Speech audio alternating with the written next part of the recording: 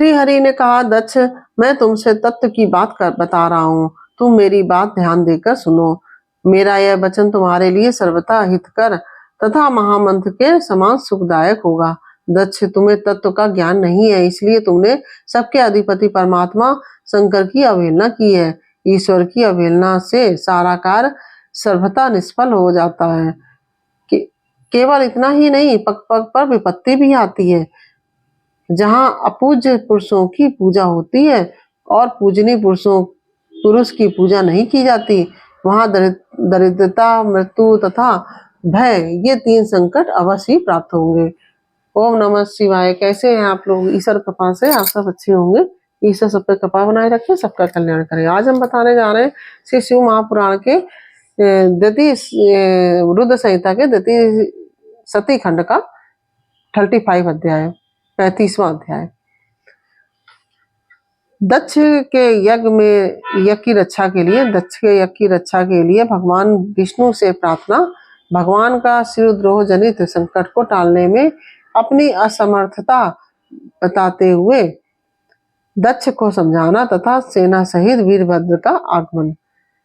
ओम नमः शिवाय, ओम नमः शिवाय, हरि हर भोले नमः शिवाय। गंगाधराय शिव गंगाधराय, हरि हर भोले नमः शिवाय। नमः शिवाय, ओम नमः शिवाय, हरि हर भोले नमः शिवाय। ओम नमः शिवाय।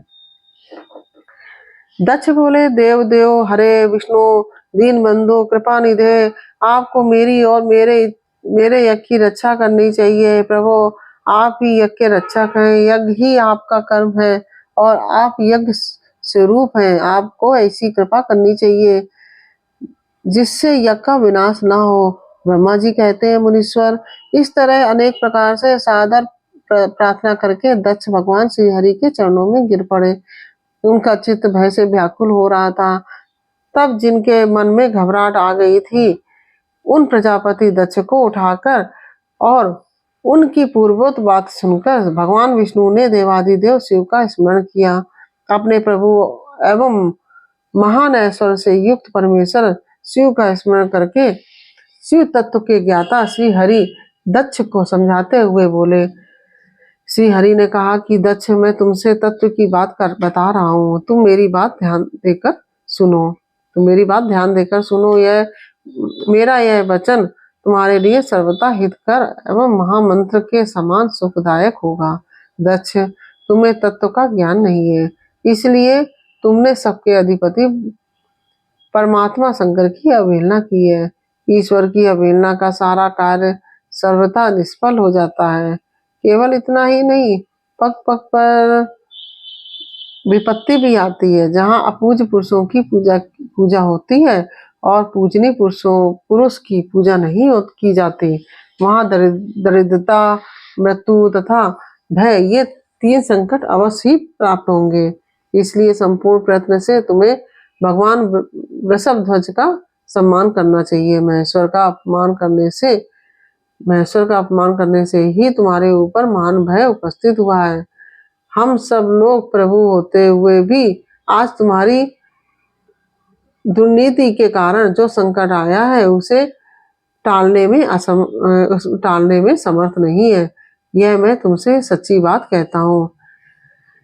ब्रह्मा जी कहते हैं, नारद, भगवान विष्णु का यह वचन सुनकर दक्ष चिंता में डूब गए। उनके चेहरे का रंग उड़ गया और वे चुपचाप पृथ्वी पर खड़े रहे।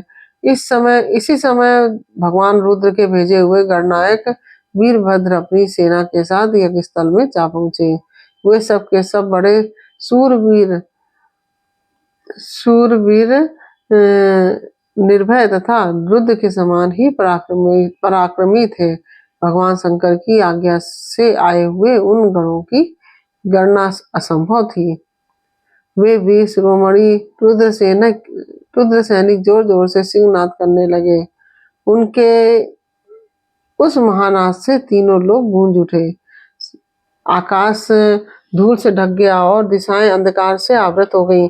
7 द्वीपों से युक्त पृथ्वी अत्यंत भय से व्याकुल हो पर्वत, वन और कानों सहित कांपने लगी तथा संपूर्ण समुद्रों में ज्वार सा आ गया। जो ज्वार भाटा आता है ना, वो ज्वार सा आ गया। इस प्रकार समस्त लोकों का विनाश करने में समर्थ उस विशाल सेना को देखकर समस्त देवता आदि चकित हो गए। सेना के उद्योग को देखकर दक्ष के मुंह से खून निकल आया। वे अपनी स्त्री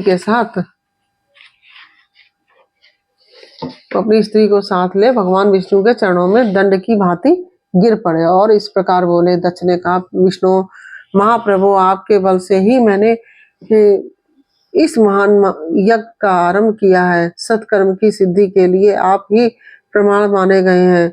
विष्णु, आप कर्मों के साक्षी तथा यज्ञों के प्रतिपालक हैं। महाप्रभु, आप वेदोक्त धर्म तथा ब्रह्मा जी के रक्षक हैं। अतः प्रभु, आपको मेरे इस यज्ञ की रक्षा करनी चाहिए, क्योंकि आप सबके प्रभु हैं। ब्रह्मा जी कहते हैं, दक्ष की अत्यंत दीनतापूर्ण बात सुनकर भगवान विष्णु उस समय शिव तत्व से विमुख हुए।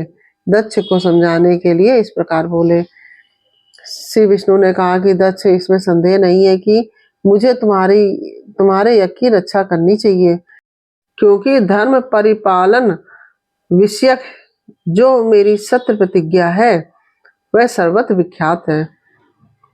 परंतु दक्ष, मैं जो कुछ कहता हूँ उसे तुम सुनो। इस समय अपनी क्रूरतापूर्ण बुद्धि को त्याग दो। देवताओं के क्षेत्र नैमिषारण्य में जो अद्भुत घटना घटित हुई थी उसका तुम्हें स्मरण नहीं हो रहा है क्या? तुम अपनी कुबुद्धि के कारण उसे भूल गए। यहाँ कौन भगवान रुद्र के कोप से तुम्हारी रक्षा करने में समर्थ है?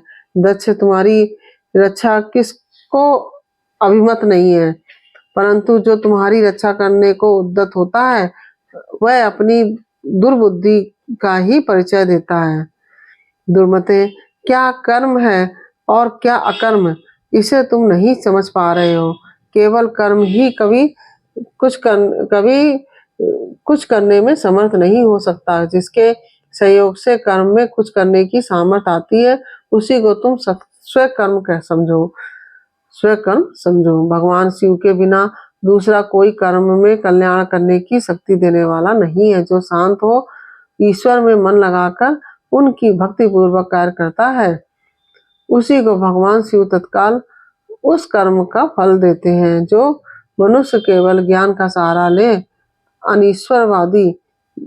अनिश्वरवादी हो जाते या ईश्वर को नहीं मानते हैं, वे शतकोटि कल्पों तक नरक में पड़े रहते हैं। फिर वे कर्म पाश में बंधे हुए जीव प्रत्येक जन्म में नरकों की यातना भोगते हैं, क्योंकि वे केवल सकाम कर्म के ही स्वरूप का आश्रय लेने वाले होते हैं। ये शत्रुमर्दन वीरभद्र जो यज्ञशाला के आंगन में आ पहुंचे हैं, भगवान रुद्र की क्रोध अग्नि से प्रकट हुए हैं। इस समय समस्त रुद्रगणों के नायक ये ही हैं। ये हम लोगों के विनाश के लिए आए हैं, इसमें संशय नहीं है। कोई भी कार्य क्यों ना हो, वस्तुतः इनके लिए कुछ भी अशक्य है ही नहीं। ये महान सामर्थ्यशाली वीरभद्र सब देवताओं को जलाकर ही शांत होंगे, इसमें संशय नहीं जान पड़ता। मैं भ्रम से महादेव जी की शपथ का उल्लंघन करके जो यहाँ ठहरा रहा, उसके कारण तुम्हारे साथ मुझे भी इस कष्ट का सामना करना ही पड़ेगा। भगवान विष्णु इस प्रकार कह ही रहे थे कि वीरभद्र के साथ सीकरों की सेना का समुद्र उमड़ आया और समस्त देवता आदि ने उसे देखा। इसके साथ ही ये 35वां अध्याय पूर्ण हुआ। यह अध्याय आपको कैसा लगा ये कमेंट बॉक्स में अवश्य बताइए। अच्छा लगा हो वीडियो को लाइक से अवश्य कीजिए और कमेंट में ओम नमः शिवाय अवश्य लिखिए। सभी को ओम नमः शिवाय लिखना है। जितने लोग भी कथा सुन रहे हैं, जितने लोग भी हमारे चैनल पे हैं, सभी को ओम नमः शिवाय अवश्य लिखना है। फिर मिलते हैं आपसे अगले अध्याय के साथ अगले वीडियो में। तब तक के लिए ओम नमः शिवाय। राधे राधे।